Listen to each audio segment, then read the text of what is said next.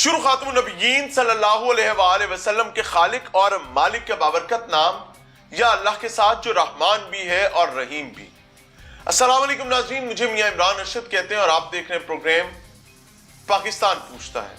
पाकिस्तान पूछता है कि आखिर क्या वतन अजीज इस्लामी जमहूरिया पाकिस्तान में बसने वाले नौजवानों का और बिलखसूस नौजवानों के माँ बाप का कोई वाली वारिस है या सब पुरबाश। जो बच्चे परदेस मुलाजमत के लिए या काम के लिए जाते हैं, क्या हमारा दफ्तर खारजा या उन मुमालिक में मौजूद एम्बेसीज किसी काम की भी हैं या सब पुरबाश। पाकिस्तान पूछता है कि क्या अगर कोई बच्चा या बच्ची बैरून मुल्क किसी मुश्किल में फंस गए हैं, मझधार में फंस गए हैं, तो उनकी मुआवनत की जिम्मेदारी किसी की है या फिर सब पुरबाश। आज से तकरीबन 2 महीने पहले टीम पाकिस्तान पूछता है ने एक प्रोग्राम किया जिसमें एक बाप आहू बका करता, सिसकियां लेता, तकलीफ से अटा नजर आ रहा था।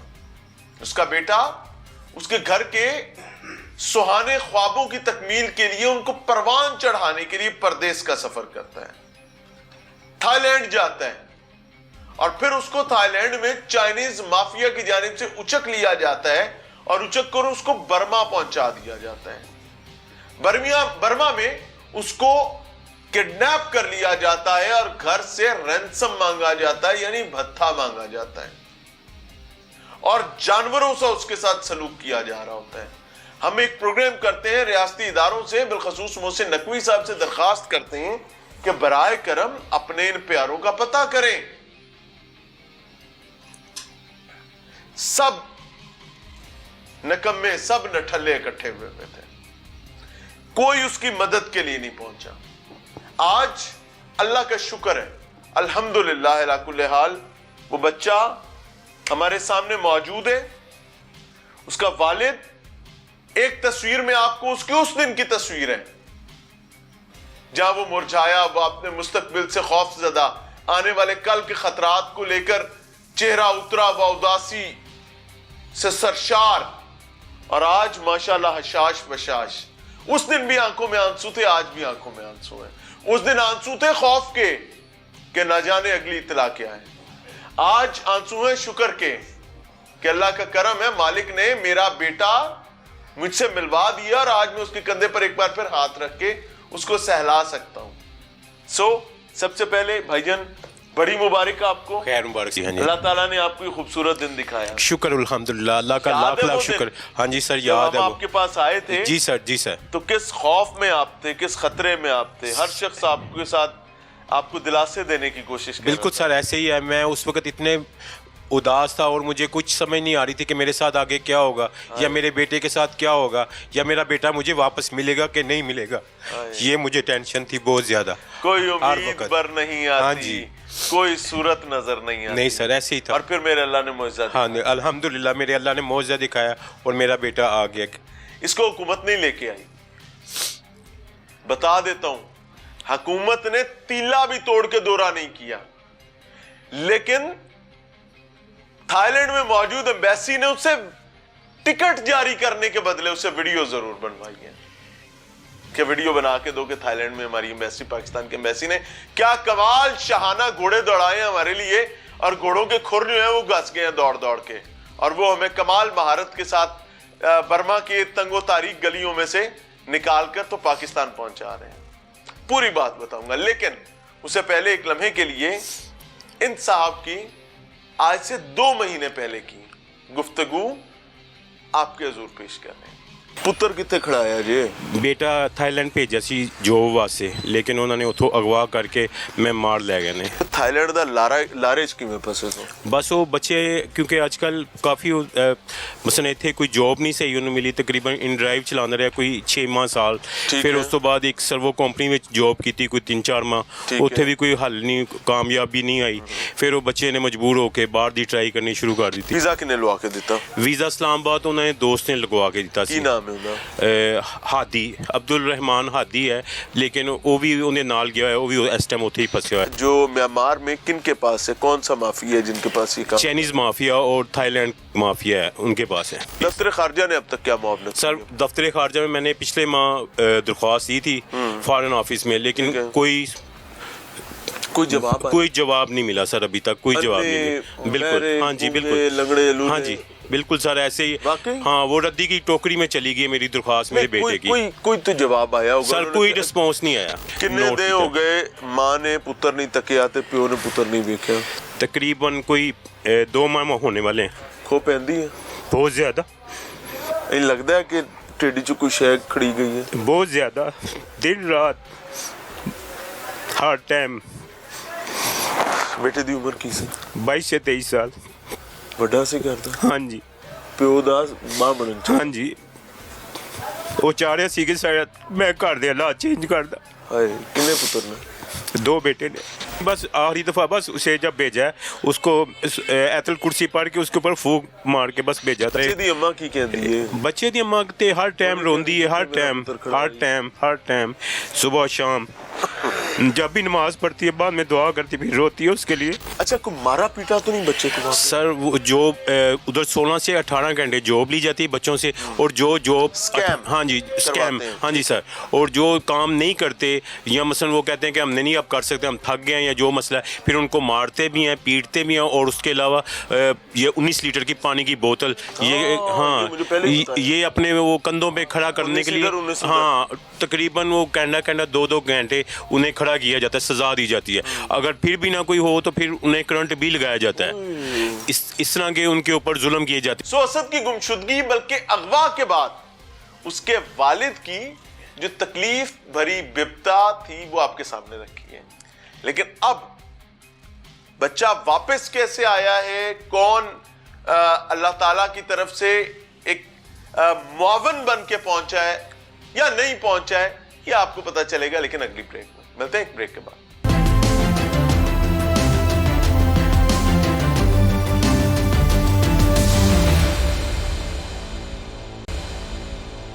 नाज़रीन, प्रोग्राम में एक बार फिर से खुशामदीद। माँ बाप, वो जो मछली को पानी से निकाल दिया जाए तो वो जिस तरीके से तड़प रही होती है, ये मेरे साथ जो साहब बैठे हैं, अभी इनकी एहलिया से भी मिलवाऊंगा, ये इसी तरह तड़प रहे थे। क्यों? क्योंकि उनका ये बेटा जो साथ बैठा हुआ है असद, ये इनके रोशन मुस्तकबिल के लिए पाकिस्तान से लीगल रास्ते से, इलीगल रास्ते से नहीं, वो क्या उसे कहते हैं डंकी मंकी लगा के नहीं गया था, कानूनी रास्ते से ये जाता है। फिर इसको थाईलैंड लैंड करते ही चाइनीज माफिया किडनैप करता है। किडनैप करने के बाद इस पर क्या बीतती है और किस तरीके से फैमिली से भत्ते मांगे जाते हैं और कैसे ये सब पासपोर्ट के हामिल होते हुए अपने आप को बेयारो मददगार, बेचारगी के शिकार समझते रहे हैं। ये तमाम चीजें आपके सामने पिछली ब्रेक में रखी हैं, लेकिन अब सर आंखें साफ करें, अब तो खुशी का वक्त है। अल्हम्दुलिल्लाह। क्यों रोते हैं आप? नहीं, हाँ, ये खुशी के आंसू हैं। बेटा आ गया माशाल्लाह? अल्हम्दुलिल्लाह आ गया जी।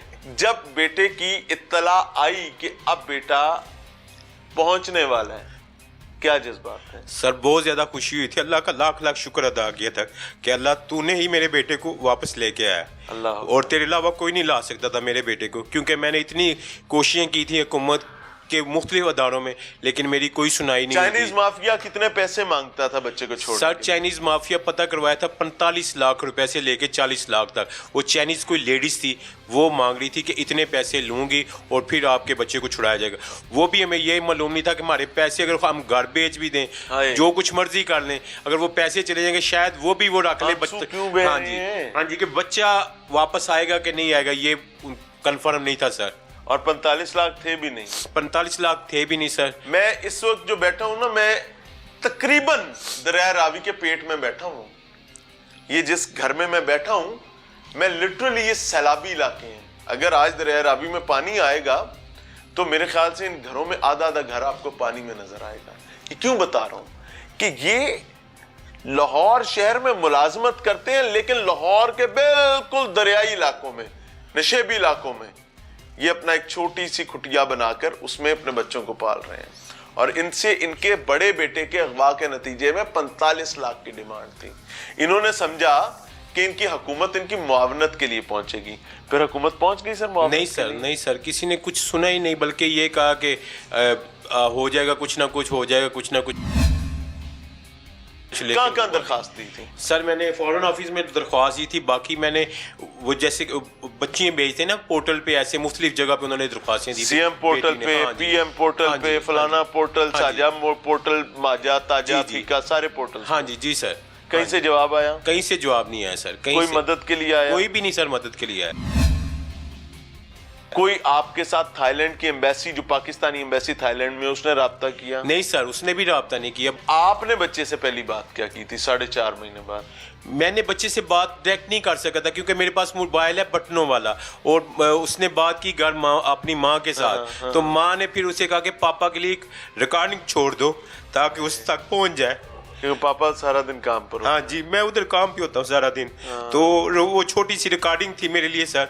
वो क्या थी रिकॉर्डिंग? मुझे अब बोल के बताएं। मुझे बोल के बताएं। मुझे अब सही तरह याद तो नहीं है, लेकिन उसमें ये बताया गया था कि आपका बेटा जो है ना, मेरी बेगम ने मुझे बताया कि आपका बेटा बाके इंशाल्लाह पहुंच गया। अल्लाह ताला आपको मुबारक करे कि आपका बेटा इंशाल्लाह अब आ जाएगा। तो फिर मुझे ये हुआ कि चलो शुक्र, अल्हम्दुलिल्लाह, अल्लाह का लाख लाख शुक्र अदा किया मैंने कि या अल्लाह तेरा शुक्र है, तूने मेरा बेटा मुझे वापस मिलवा दिया। कहते ने ना, जिन्हां दा कोई नहीं होंदा उन्हां दा रब होंदा है। सरकारी नौकर समझते हैं कि हम नहीं करेंगे तो होगा नहीं। हुकूमतें समझती हैं जी हमारे पैरों की मेहंदियां और छाले जो हैं वो ठीक नहीं होंगे, हम नहीं चलेंगे तो ये रोल जाएंगे, मर जाएंगे। ओ भाई, सोना रब राह काट देता है। जहां पर तुम दरवाजे बंद करोगे वो मालिक वहां दरवाजा खोलेगा।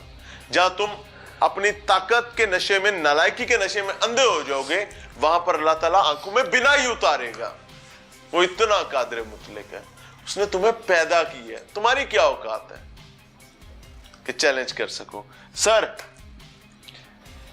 फिर एयरपोर्ट पे लेने गए?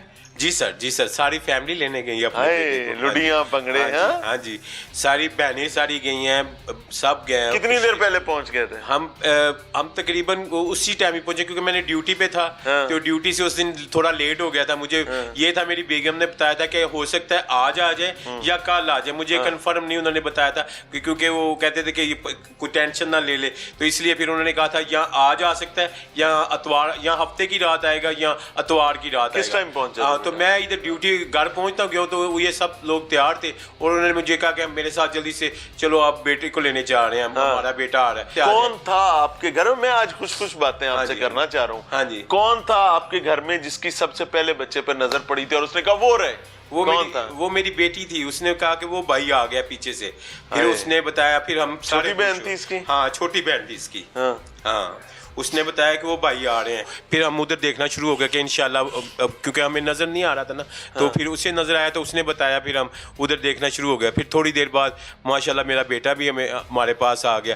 फिर सबसे पहले उसकी माँ ने गले लगाया, फिर मैंने गले लगाया। मुझे याद है उस दिन आपने मुझे बताया था कि आपकी बेगम और बच्चे की वालदा जो है वो बहुत ज्यादा अजियत में है, बहुत तकलीफ, बहुत ज्यादा। बहरहाल नाज़रीन, अच्छी बात यह है कि बच्चा वापस आ चुका हुआ है। अगली ब्रेक में आपको बच्चे से भी गुफ्तगू करवाएंगे। मैं बाप के सेंटिमेंट्स मुकम्मल आप तक पहुंचाना चाहता था। क्यों?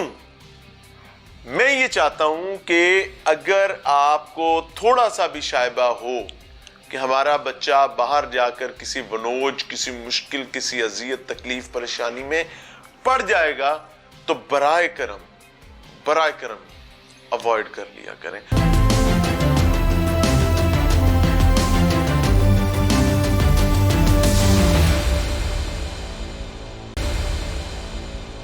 नाज़रीन, प्रोग्राम में एक बार फिर से खुशामदीद। मेरे साथ असदुल्लाह की वालिदा मौजूद हैं और ये वो खुशबख्त माँ है जिसने अपने बेटे को गवा कर, वो कहते हैं ना, हाथ से निकल गया। वो डोर, पतंग उड़ रही है और अचानक से टूटा हुआ सिरा आया, और टूटा हुआ सिरा ऐसे कि अचानक से पतंग हाथ से निकल गई, और फिर निकलने के बाद मालिक ने दोबारा हाथ में पहुंचाई है 4.5 माह बाद। अस्सलाम वालेकुम। वालेकुम अस्सलाम। बहुत मुबारक हो। खैर मुबारक भाई। आपके खामद बहुत परेशान थे जी। हमने इनकी आंखों में वो तारीखी गम देखा है कि अल्लाह पनाह अता फरमाए। आज माशाल्लाह खुशी है जी माशाल्लाह तो अल्हम्दुलिल्लाह। ये कैसे गुजरे 4-4.5 महीने? सर ये कुछ भी ना पूछें आप, जो हम पे बीती हमें पता है। हम दिन रात यही दुआ करते थे अल्लाह ताला कि हमारे बच्चे को वापस भेज दे। और हर दुआ में मैं तो बल्कि ये जब मुझे पता चला मेरे बेटे के साथ ऐसे हो रहा है, मैंने हर दुआ में ये मांगा कि मुझे वो रिज़्क़ ही ना अता कर अल्लाह जो मेरे बच्चे को तकलीफ दे के आए। पहला लफ्ज़ मेरा ये था जब मेरे बेटे के साथ ये हादसा हुआ। और मैंने अल्लाह से दुआ की, अल्लाह मैंने रिज़्क़ हलाल हम दोनों ने कमा के अपने बच्चों को पाला है, यहाँ तक पहुँचाया है। अल्लाह मुझे और हिम्मत ताकत देना, मैं अपने बच्चों के साथ चलूँगी, मेरे बच्चे को वापस दे दे, मुझे बस इन ज़ालिमों से बचा दे। और माओं के बच्चों के लिए भी हम यही दुआ करते थे। और अल्हम्दुलिल्लाह अल्लाह का बड़ा एहसान है, करोड़ बार शुक्र है, मेरा बच्चा नहीं बाकी और माओं के बच्चे भी आए मेरे बच्चे के साथ। जब आपको पहली दफ़ा पता चला कि मेरा बच्चा जो है वो थाईलैंड लैंड कर गया है, तो एक खुशगवार एहसास था? जी फर्स्ट टाइम तो जब बेटे की सिर्फ जाते लैंडिंग टाइम इसने हमें बताया, वीडियो कॉल की, बच्चा खुश था, हम भी खुश हुए। उस कितनी टाइम देर बाद पता चला कि बच्चा तो हुआ हो गया हुआ? 3-4 दिन इसकी कॉल नहीं आई पहले नंबर पे। परेशानी रही? जी हम परेशान हो गए कि हमारे बच्चे से राब्ता क्यों नहीं हो रहा। और फिर कितनी दफा फोन किया आपने इस सारे टाइम में? हमने किया, और कितनी देर आप टेलीफोन यूं सामने रख के बैठे? मेरे पास रहता था हर टाइम। अब ना परेशान हो गए। कुछ दिन के बाद इसकी छोटी सी कॉल आई है। अच्छा जी। ये नहीं पता कि उन्होंने जबरदस्ती या जैसे भी, हमें नहीं पता। हमारे बच्चे ने जी थोड़ी सी बात की है हमारे बेटे ने। अच्छा। इसने कहा मम्मा मैं बिल्कुल ठीक हूँ। और इसने फिर शायद उनसे साइड पे इतना कहा कि मेरे से झूठ बोला गया मम्मा, इन्होंने मुझे गलत ले आए और आपने मुझे कॉल नहीं करनी, मैं आपसे खुद रब्ता करूँगा। अच्छा। इतनी बात हुई है सर, लेकिन हम परेशान भी हो गए। ये करते करते तकरीबन फिर इस बात को 1.5 महीना हो गया, हमारा कोई राब्ता नहीं। कोई राब्ता जी हमने फिर अल्लाह को याद करना शुरू किया, जगह जगह दस्तक दी अपने बच्चे के लिए। फिर हमारे बच्चे भी नहीं कर पा रहे। नहीं, हमारे ना बच्चे का ना ही हमें कोई ऐसी कोई उम्मीद जाग रही थी कि कोई कहता कि जी आपके बच्चे को हम ले आएंगे। वहाँ के हालात बेटे ने जब बताना, अभी बेटे ने हमें शायद माँ बाप को तकलीफ ना हो, हमारे बच्चे ने इतना हमें नहीं बताया। क्या बताया था? उसके बाद हमने यही कि मैं समझो कि मम्मा अब अल्लाह ताला मुझे लाएगा आपके पास, वरना मैं नहीं आ सकती। जब ये बात होती थी तो मैं नमाज में फिर यही मांगने लगी थी, अगर मेरे बेटे को हो गया कुछ अल्लाह ताला तो मैं भी मर जाऊंगी। ये लम्हा जो था ना बहुत तकलीफ दे, ये बर्दाश्त नहीं हो रहा था। मेरे अल्लाह ने मेरे पर करम किया, मेरे अल्लाह ने मेरा बेटा लौटा दिया। मैं बहुत खुश हूँ, मैं अपने अल्लाह पे राजी हूँ। मुझे आज तो खुशी के आंसू हैं। बहुत खुश हूँ, बहुत शुक्रगुजारी के आंसू हैं। मेरे बेटे ने जब हमें बताया और जब इसने भागने का हमें बताया था, हम पैरों तले से जमीन नहीं निकल गई थी? पहले निकली थी सर, क्योंकि बेटे ने इतना नहीं हमें बताया था। फिर हम ये देखने लगे थे टीवी पे ये चीज़ें, जब बाहर निकली हमने हमसायों को, बहन भाइयों को बताया, उन्होंने फिर बताया कि ये तो बहुत गलत मुल्क है। मैंने इस इशू पर इतने प्रोग्राम्स किए, इतने व्लॉग्स किए, इतनी अवेयरनेस की कोशिश की जी सर, हमने देखी। लेकिन बहन मुझे समझ नहीं आती कि लोग लालच क्यों कर। सर बिल्कुल सर, हमें कोई लालच नहीं था, ये अल्लाह गवाह है। बल्कि मैंने एक दफा क्या करते हैं कि वो घुंडी लगाकर फंसाते हैं। लेकिन सर नहीं, हमारे बच्चों का ये भी नहीं था, पता नहीं ये कभी तो हम जब मेरा बेटा आया इसने वहाँ की बातें बताई हैं। अल्लाह क्या बताता था वहाँ से तो ये इसने थोड़ा हमें बताया, हमारे बेटे ने हमें कम बताया। जुल्म अपने कजन को या वैसे अलग बहन से बात करता था। बर्मा में या किसी भी चाइनीज माफिया के पास, किसी ईरानी माफिया के पास जी जिन माओ के बच्चे अभी भी फंसे में, उनके लिए क्या पैगाम? मैं अभी भी अल्लाह से यही दुआ कर रही हूँ। मेरा बेटा आया, मैंने शुक्राने के नफल अदा किए, उसमें भी मैंने उन्हीं माओं के लिए, उन बच्चों के लिए फिर भी अल्लाह से दुआ मांगी, रो रो के मांगी। अब भी हम रोज़ाना नमाज पढ़ते हैं, उसमें अल्लाह का शुक्र अदा करते हैं अपने बच्चे के लिए। उसके बाद अभी भी यही दुआ जारी है हमारे लब पे, अल्लाह पाक और भी जो माओं के बच्चे फंसे हैं उनको आज़ाद कर, जालिमों से बचा ले, जालिमों से बचा ले।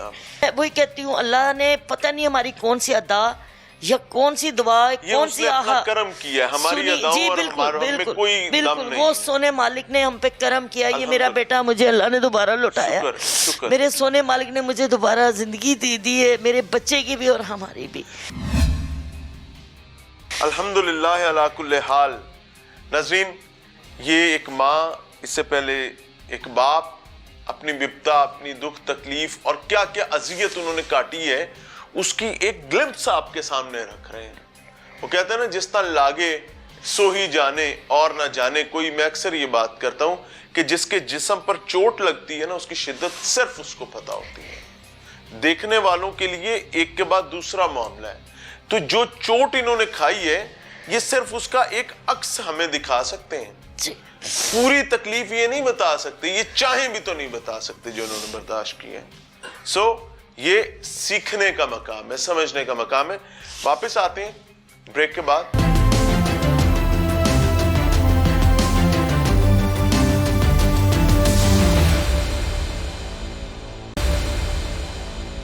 नाज़रीन, प्रोग्राम में एक बार फिर से खुशामदीद। मेरे साथ इस घर का हीरो असदुल्लाह मौजूद है।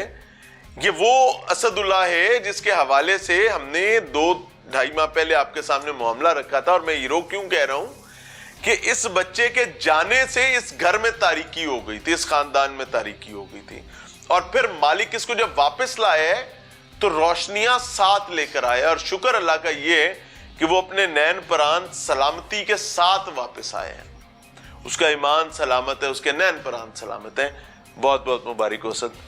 ये माँ और बाप आपके दाएं बाएं, बुढ़ापा, और बुढ़ापे में एक जानिब जहां इनको आपसे ये तवक्को बंदी थी कि असद अब हमारा सहारा बनेगा, इनको 4-4.5 माह सिर्फ तारीकी इनके सर पे मंडलाती रही है।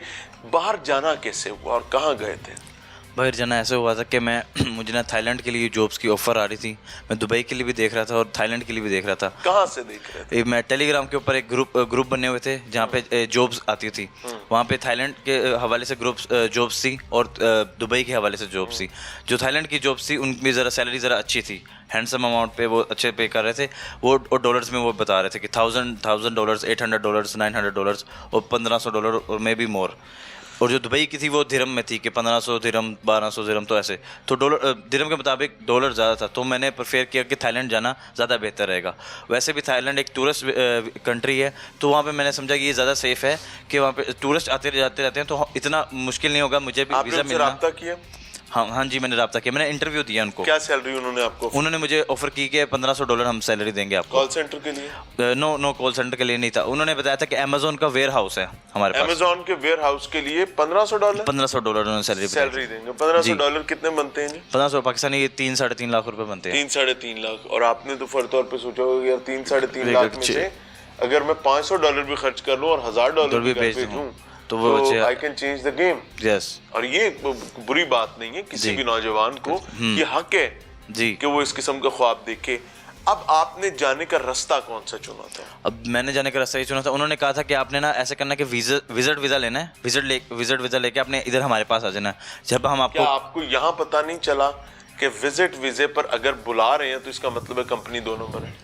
नहीं, क्योंकि मैंने ना कंपनी तो वर्क वीजे पर बुलाती है। वर्क वीजे पे बुलाती है, ये तो मुझे विजिट वीजे। मगर वो कह रहे थे कि हम जैसे आप इधर आ जाएंगे हम आपके पेपर्स वगैरह लेके हम आपको वर्क वीजा दे देंगे 6 मंथ का। समझ नहीं आई कि ये डॉज कर रहे हैं? डॉज का नहीं मुझे पता चला, क्योंकि उन्होंने वो अगली बात बता दी हुई थी कि हम आपको वर्क वीजा देंगे। मैंने पूछा, मैंने कहा हमने सिर्फ। अब आप वहाँ पहुँच गए जी। कितना पैसा लगाया? जब मैं वहाँ पहुँचा मैंने वीजा वगैरह कितना पैसा लगा? वीजा वगैरह खुद लिया था, टिकट वगैरह उन्होंने करवा के दी। कितना पैसा लगा इसमें? कोई मेरा और मेरे दोस्त का, क्योंकि हमने दोनों दोस्तों ने एक साथ दिया था वीजा, तो मेरे दोस्त का मेरा और मेरे दोस्त का मिला के 2.5 लाख लगा था हमारा। बस। अब 2.5 लाख में कोई बंदा थाईलैंड पहुंच जाए और उसको पता चले कि जनाब मैंने वहां जाके काम करना है, और तो फिर वो लुड़ियां डालेगा, भंगड़े डालेगा, वो कहेगा भाई लोशे लोशे मजे हो गए। It is a fact. वो यही सोचेगा। और उन्होंने भी यही सोचा, इवेंचुअली वहां पहुंच गए जी। अब अगवा कैसे हो? जब मैं वहाँ पहुंचा ना एयरपोर्ट से एयरपोर्ट से उनके पास मेरी तस्वीर थी इमिग्रेशन वाले बंदे की। इमिग्रेशन वाला बंदा आया, मैं जैसे एयरपोर्ट से बाहर आया हूँ, मैं बल्कि आगे की तरफ चला गया था। तो मैं जब वहाँ से वापस आया ना, मुझे मिल नहीं रहा था कि बैगेज एरिया कहाँ पे, बैगेज कहाँ से कलेक्ट करने, मुझे नहीं पता था। मैं पहले दफा गया था, जो कन्वेयर बेल्ट होती है जहाँ से लगेज लेते हैं अपना। तो उसने मैं पीछे को आ रहा था, ठीक है, मैं खो गया था एक साहब साहब कहने। मैं वापस आया हूँ, उससे मुझे देखा, दूर से उसने इशारा किया, मुझे बुलाया। मैं जैसे उसके पास गया, उसने मैं एक तस्वीर ली है, तस्वीर लेके मुझे कहा जाके इमिग्रेशन क्लियर करो। मुझे इमिग्रेशन काउंटर पे ले गया वो शख्स, उसने मेरी इमिग्रेशन क्लियर करवाई है। और उसके बाद मुझे कहा वो आगे जो वहाँ पे लगेज के पास जो अपना लगेज लो। जब मैं वहाँ लगेज के पास गया हूँ, वहाँ पे मैंने एक देखा, वो स्वीपर वहाँ पे खड़ा हुआ था पहले से, जो वहाँ पे एयरपोर्ट साफ नहीं करते सफाई करने वाला, वो वहाँ पे मेरे इंतजार में पहले से खड़ा था मेरे लगेज के पास। यानी थाईलैंड में स्वीपर तक और एयरपोर्ट के इमिग्रेशन के लोग तक चाइनीज और बर्मन माफिया के हाथों बिके हुए हैं। It is a thing to ponder about जी। उसके बाद जब मैंने उसके साथ मैं लगेज, उसने मेरा कैरी किया, उसने मुझे हाथ भी नहीं लगाने दिया मेरे लगेज को। वो मेरे साथ गया सीधा एक गेट पे एयरपोर्ट का होगा, बड़ा वीआईपी प्रोटोकॉल है जी, वो पूरा वीआईपी बन के आया। हाँ जी, पूरा वैसे जैसे वीआईपी का माहौल होता है कि वो आपके इर्द गिर्द लोग फिर रहे हैं और आपको प्रोटोकॉल दे रहे हैं। आपको पता कब चला कि मैं तो बर्मा में आ गया हूँ? मुझे असल में जब उन्होंने नदी क्रॉस करना तब सामने ही एक कैंप बना हुआ था, एक फैक्ट्री टाइप कह लें, एरिया कैंप बना हुआ था, जिन कैंपों में बल्कि मैं रह के वही वाला कैंप वहाँ था। मुझे लगा शायद अच्छा चले, ये मेरा लगता है ये मेरी कंपनी आ गई अब, तो फाइनली मैं वहाँ पहुँच गया हूँ। मुझे ऐसा लगा अंदर से क्योंकि वो एक बड़ी सी जगह बनी हुई थी, कमरे थे, काफ़ी ज़्यादा AC लगा हुआ था। मैं लगा शायद ये कैंप है या ये वो जगह है जहाँ पे मुझे ये लाना चाह रहे थे। ये वेयर हाउस है अमेज़न का, जहाँ पे मुझे लेके आना चाह रहे थे। आपको पहली दफा टफ टाइम कब मिला? मुझे पहली दफ़ा टफ टाइम तब मिला जब मैंने काम करना शुरू किया। और जब वो काम क्या था? काम स्कैमिंग थी, काम उन्होंने स्कैमिंग करवानी शुरू की कि आपने वो आईडीज पर लोगों के अकाउंट्स खाली करवाने, जी, किसी को लड़की बन के और हम लड़की बन के बात किया करते थे लोगों से। उन्होंने हमें पहले ट्रेनिंग दी इस चीज़ की पूरी, क्योंकि जब मैं आवाज़ कैसे निकालते? नहीं, आवाज़ नहीं निकालते। उन्होंने एक ट्रेनिंग इसलिए दी, ट्रेनिंग दी स्क्रिप्ट की। उन्होंने एक स्क्रिप्ट दी, सॉफ्टवेयर खुद ही आपकी सॉफ्टवेयर खुद ही निकालता था। नहीं तो वहाँ पे लड़कियाँ जो फिलीपींस से आई हुई थी लड़कियाँ, उन्होंने लड़कियाँ भी बुलाई हुई थी। उन लड़कियों जिनकी आवाज़ थोड़ी अच्छी थी, इंग्लिश अच्छी थी स्पीकिंग, उनको उन्होंने एज अ कॉलर मॉडल रखा हुआ था, एज अ कॉल। वो सिर्फ कॉल करती थी क्लाइंट्स को, वो स्पेशल, वो उनसे काम भी लेते थे। और अगर किसी क्लाइंट ने तंग करना या मैं कॉल करो, हम यकीन दिलाओ कि तुम ही हो, तो फिर वो आप तो मोबाइल, हाँ, हम उनको बुलाते थे कि प्लीज़ मेरे कस्टमर्स को कॉल करो, इसको यकीन दिलाओ कि हम लड़की ही हैं। क्या सजाएं देते थे? सजाएं वो सर वो ये देते थे कि 19 लीटर की जो बोतल है वो कंधे पर रखवा के 2 से 3 से 4 घंटे या जब तक उनका दिल चाहे वो तब तक रखवा सकते, हत्ता के रखवा के खड़ा करते रहते, कुछ नहीं करना, सिर्फ खड़े रहना है। और मैंने खुद देखा है, यहाँ तक कि इथोपियंस हमारे ऑफिस में बहुत ज़्यादा थे। मैंने खुद देखा है एक लड़के को 4 घंटे तक बोतल उठवाई थी और उसका ये पीछे से ये जो होता है, ये गर्दन के पीछे वाला हिस्सा, ये उभर के बाहर आ गया था, ये फूल गया था। जैसे कोई मन का नहीं बन जाता किसी के, जैसे किसी को बीमारी होती है उसकी यहाँ पे चीज़, ये कंधा फूला होता है, ऐसे सर उसके यहाँ पे गर्दन के पीछे वो सूज के सारा मांस इकट्ठा हो गया था और वो फूल गया था। भागने का फैसला कैसे किया? भागने का सर फैसला ऐसा किया था कि सजाएं पिछले 3 से 4 माह से सजाएं डेली ले रहे थे। आपको डेली सर मुझे भी मिली। आपको क्या सजा? मुझे सर मैंने जो जॉब आपको बता रहा हूँ, मैंने सारी ली सजाएं, सारी सजाएं मैंने ली।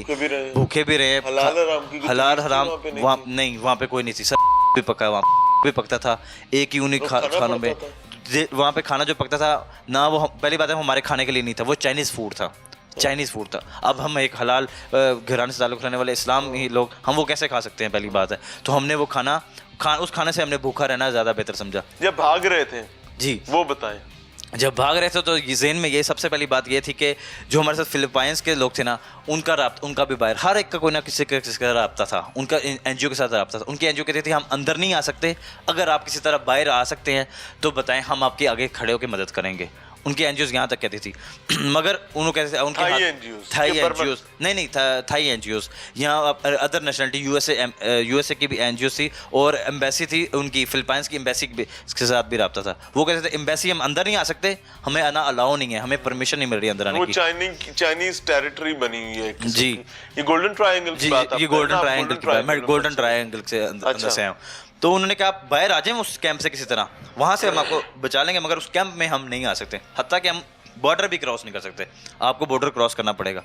जब हम भागे हैं, हम निकल गए, उनकी हदूद से हम निकल गए हैं, उनसे हम लड़ के किसी तरह भाग के निकल आए। मगर जब बॉर्डर के करीब गए ना, तो नहीं उनके हाथ, यही बात है, उनके हाथ में असला नहीं था, उनके पास सिर्फ स्टिक्स थी और हथकड़ियाँ वहाँ पे दूर लड़ाई भी हुई तुम लोग? हमारी लड़ाई हुई सर। हम जब भागे ना तो हमारे सामने ही जो गार्ड खड़े थे ना, कुछ 4-5 जो खड़े थे, उनसे हमें लड़ना पड़ा और यकीन मैंने खुद एक गार्ड के मैंने सिर पे मैंने खुद एक डंडा मारा। उन्होंने हमला किया? हमने हमला किया, ऐसे हमको हमने हमला, क्योंकि हम उस टाइम भागने वाले थे और उनके हमने ज़हन में नहीं था कि ये हम पे हमला करेंगे, और ना ही उनको ये पता था कि हम भागने वाले हैं।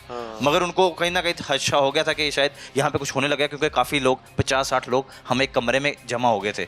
वो कमरा भी बहुत बड़ा था, हॉल टाइप था जहाँ पे हम जमा हो सकते। अच्छा, अब वहाँ से भागकर आपने वो नदी अबूर की? नहीं, नदी नहीं अबूर कर पाए हम सर। क्यों? क्योंकि जब हम भागे ना, हम अपने कैंप से तो बाहर निकल आए, मगर हम जो नदी के ऊपर बॉर्डर की आर्मी थी, जिसको DKB आर्मी कहते हैं। DKB army. अच्छा जी। DKB बर्मन आर्मी है जी, बर्मन आर्मी है सर। ये उसके हवाले उससे उनके हाथों में पकड़े गए और हथकड़ी लगा के काफ़ी, और हमें घसीट के कहते हैं, जैसे घसीट के हमें जेलों तक लेके गया गया और जेलों में डाला गया। जब वहाँ से हम निकले हैं और एक दिन अगले ही दिन उन्हीं गार्ड्स ने आके हमें पायोडीन लगाई, हमें दवाइयाँ दी, हमें पानी दिया, हमारी टेक केयर करनी शुरू कर दी, आप कह लें। ठीक है, ठीक एक दिन बाद अब आप गवर्नमेंट की नज़र में आ गए। हाँ, पहले आप गवर्नमेंट, क्योंकि हम भाग चुके थे और वो हमारा बाहर राब्ता था। हम NGOs को पता था, से निकल गए। NGOs को पता था, प्रेशर था, हम तो उन पे प्रेशर था, तब उन पे प्रेशर आ चुका था। जब आप थाईलैंड पहुंचे हैं तो थाईलैंड में पाकिस्तानी एम्बेसी जो पाकिस्तान की थाईलैंड में थी, उन्होंने आपके साथ क्या सलूक किया? सर, जब हम पहली बात है, जब हम थाईलैंड हमें वो किया जा रहा था, उन्होंने हमें थाईलैंड के हवाले कर रहे थे। DKB आर्मी का मैं कहूँगा कि वही हैं जो वहाँ से उस बंदे को निकाल सकते हैं जो वहाँ पे फंसे हुए हैं। दूसरी बात, जब उन्होंने हमें थाईलैंड के हवाले कर दिया तो उन्होंने 3 से 4 दिन में 300 से 350 बंदा इकट्ठा किया, और सबसे पहले हम 50 वहाँ पे पहुँचे थे, हम भागने वाले जो थे 50 हम पहुँचे थे। बाद में उन्होंने फिर 200-250 बंदा कहीं किसी और कैंपों से निकाल के ला के हमारे साथ इकट्ठा किया। 3 दिन के 4 दिन के बाद हमें थाईलैंड के हवाले कर दिया। सर, जब हम थाईलैंड पहुँचे तो हमें पुलिस स्टेशन लेके जाया गया। जब हम पुलिस स्टेशन गए ना, तो यकीन करें वहाँ पे फिलीपींस और ये इथोपियंस और घाना और पता नहीं कौन कौन सी जो अदर कंट्री हैं, जो कह लें थोड़ी लो कंट्री आल्सो, उनके नाम भी पहले लिए गए, और उनके एम्बेसीज काफ़ी एम्बेसीज के एम्बेसडर्स भी वहाँ पे थे, मौजूद थे। मगर हमारा, यकीन करें, हमारा सेकंड लास्ट नाम पे पाकिस्तानी का नाम लिया गया, सेकंड लास्ट पे। और हम तो सोच रहे हैं, यहाँ तक सोच रहे हैं कि शायद हमारा नाम ही नहीं होगा, शायद उनको पता ही नहीं होगा कि हम भी हैं यहाँ पे, बच के आए हैं या नहीं आए, यकीन करें। और हम वहाँ पे एम्बेसी का नुमाइंदा, हम सर कोई भी नहीं था वहाँ पे, सर कोई भी नहीं था। हम वहाँ पे लवारसों की तरह वहाँ बैठे हुए थे, हमें एक कुर्सियों पे बैठा दिया था और लवारसों की तरह हमने अपने फॉर्म सारे खुद फिल किए, हर एक चीज़ खुद फिल की। हत्ता कि वहाँ पे जो NGO वाली थी लड़की, एमी विलर उसका नाम है, मैं उसका बहुत शुक्रिया अदा करता हूँ। वो बहुत अच्छे, उन्होंने बहुत उन NGOs की काफ़ी ज़्यादा इनमें हमारे थाई थी, नहीं वो USA की हैं, वो USA बिलोंग करती हैं और USA की NGOs हैं वो, जिन्होंने हमारे पीछे वर्क किया सारा कुछ, उनका मैं शुक्रिया अदा करता हूँ। उन्होंने हमारी तस्वीरें खींच के, हमारी फाइल्स की तस्वीर खींच के हमारी एम्बेसी को भेजी। Thank you very much boy, and many congratulations to you and your family that you people are together now once again। लेकिन मैं सिर्फ इतना कहना चाहूँगा, शहबाज तेरी परवाज से जलता है ज़माना, ये मियाँ साहब ने कहा था, मियाँ नवाज शरीफ साहब ने। मियाँ साहब, आप अब प्राइम मिनिस्टर हैं और आपकी प्राइम मिनिस्टरशिप में लोगों के ये हालात हैं, आपके सामने रखे हैं। मेरे लिए तो शर्मिंदगी है, न जाने आप क्या सोचते हैं या आपको क्या सोचने पर मजबूर किया जाता है, या कुछ आपको दिखाया भी जाता है, कुछ नहीं भी दिखाया जाता। सरकारी मुलाजिम जो कि तनख्वाहदार तबका है इस रियासत का, इस आवाम की टैक्स मनी से तनख्वाहें लेता है, बदकिस्मती के साथ वो सबसे बड़ा दुश्मन साबित हो रहा है। डरने का मकाम है। अल्लाह ताला इनके लिए आफियत का मामला करे, और जो लोग अभी भी फंसे हुए, अल्लाह उनके लिए भी राहें कुशादा करे, और वो अपनी माओं और अपने वालिदैन, अपनी बहनों के सर पर आकर प्यार दें और बिछड़े मिल सकें। इजाज़त चाहेंगे। अस्सलाम वालेकुम।